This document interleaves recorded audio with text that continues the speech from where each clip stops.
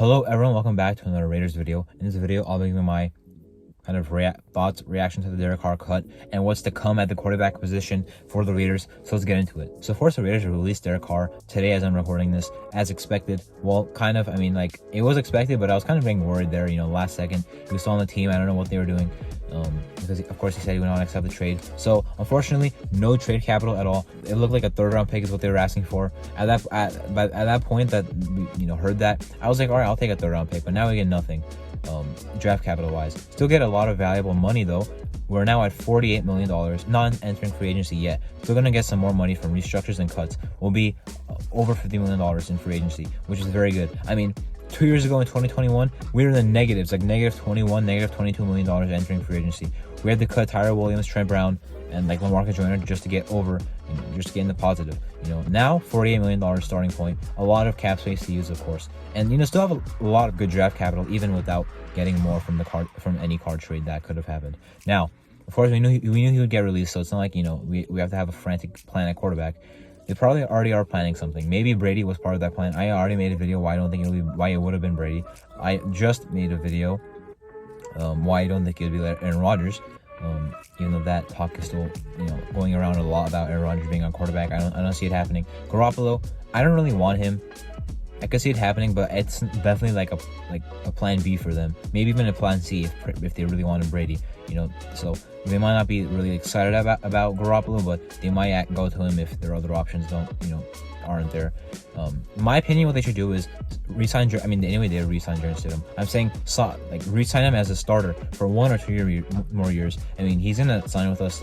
No other team is gonna offer him a starting job, and I think he can beat out anyone that wants to offer him a backup job. So I think he'll be back. I'm saying we should make him the starter for a whole year. We have someone here who knows the scheme. We have someone here who played pretty well the last 2 games.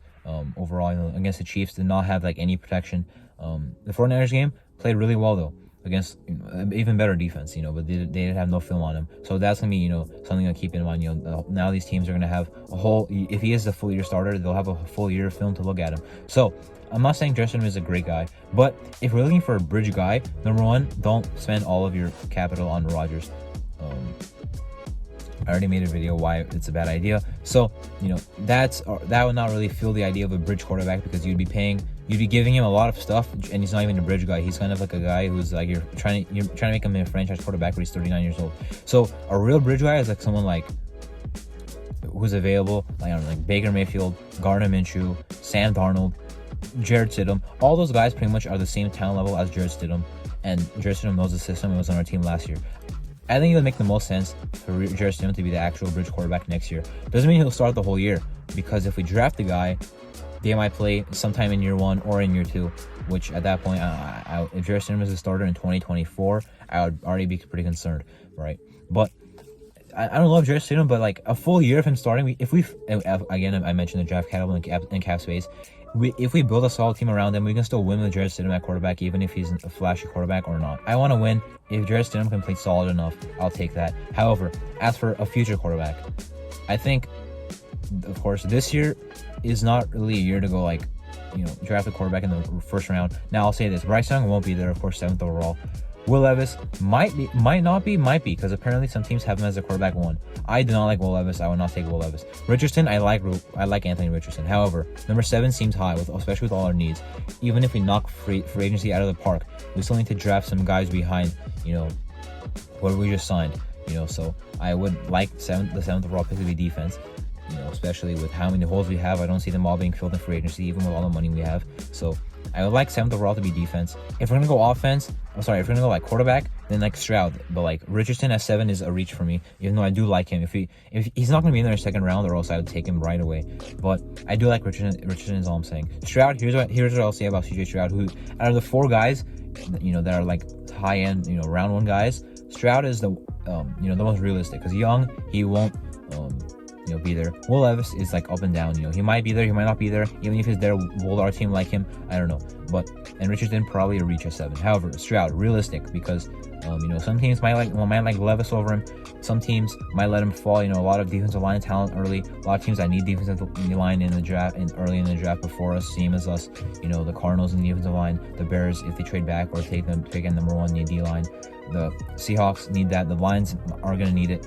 So maybe Stroud falls. If Stroud falls, here's what I'm saying about him. I have watched the film on CJ Stroud, made a scouting report on him on this channel.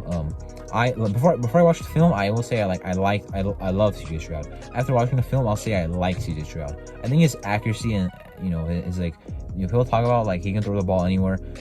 His accuracy to me is a little bit overrated. It's not bad, but he's not an elite actor. His accuracy is not elite in my opinion. He does have good touch. He can throw any pass in the book that you ask of him, but I don't think he's amazing. His running ability, like, he's actually a good athlete. He just doesn't really use it. So that doesn't really worry me, because like he could become someone that's not just a pocket passer, because he can't actually move around. But even if he was, he still shows the smarts to read the defense. He's a cleaner prospect type of guy. But of course, some concerns with him being an Ohio State quarterback, and his receivers and O-line were great. So Stroud, I like him. If we got him, I want to be all over the moon about it. But like, I would like the draft pick.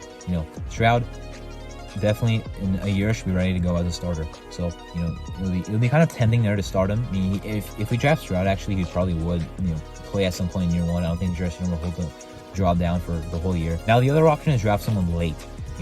Like Hendon Hooker right now is not a guy who's going to go late, but he's a guy who's going to go mid-rounds. That might be a second or third round pick that we take.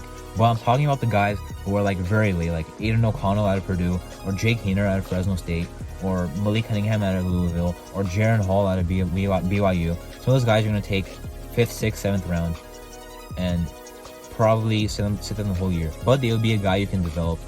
Now, I will not really trust that, because like, if we're going to get a franchise quarterback, I don't really trust us finding that late in the draft. I mean, even high in the draft, the hit rate on quarterbacks is not good anyway, but maybe that's what they do. There's not really anything wrong with taking a guy late this year and then like getting a quarterback high next year, because like, if you draft a guy late this year, it's not like you really, are going to like have to like, regret your decision if you start someone else. If you spend a 5th round pick on a quarterback this year and you get a new guy next year, it's like, it's not really a big deal that we just use a 5th round pick to get this quarterback. A 5th round pick could be a backup anyway. So but I'm not sure what they would do there. I do think you should do something at quarterback in this draft. Next year we're not going to get Caleb Williams or Drake May, because I think that they're going to build a good enough team to not be that bad. I'm saying they should, because they'll probably get fired otherwise. So I think they will try to go and build a good team instead of taking from one of those two guys. So how I think the Raiders should go forward is make Jerson the starter next year. Maybe get someone late in this class. If Stroud is there at 7, I think you should highly consider it. If Richardson's there in the 2nd round, then you should take him. Otherwise, I'm planning on taking someone late in the draft if I'm the Raiders, and then build the defensive free agency, build it in the draft. You really need like one new offensive lineman. In my opinion, they should not do anything stupid with Ronnie James. Keep him. I made a video last year talking about the offensive line. I said the same thing. Do not do anything stupid with Andre James. Keep him. Start him at center. Parham, he's a guard for us. He can move to like, I would put him at right guard anyway. But here's the thing though. If we call Andre James, not only are we cutting at worst average center, who has also played above average in his career before. Only last year he played above average after the bye week. But you would then need 2 new guards, because Parham would move to center. Parham at center is not bad, but now you need 2 new guards. Parham can stay at guard, Andre James can stay at center, and all you need is 1 new guard. Re-signing Luminor to a solid deal. He's a good right tackle. After week 2, he was very good. You really need 1 new offensive lineman on the starting offensive line. And our offensive line was already great. The run blocking was good. Jacobs is not good out of nowhere.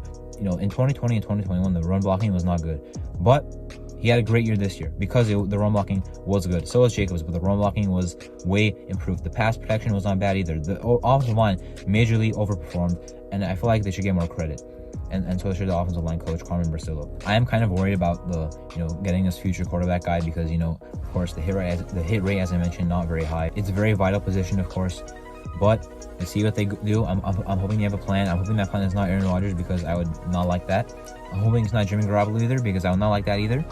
And Jarrett Stidham is the safe play, at least for another year, and then we'll see what happens after that. Anyway, that was my basically reaction to the Derek Carr cut, and basically talking about where the Raiders should go from now at the quarterback position. I'm Arto, and thanks for watching.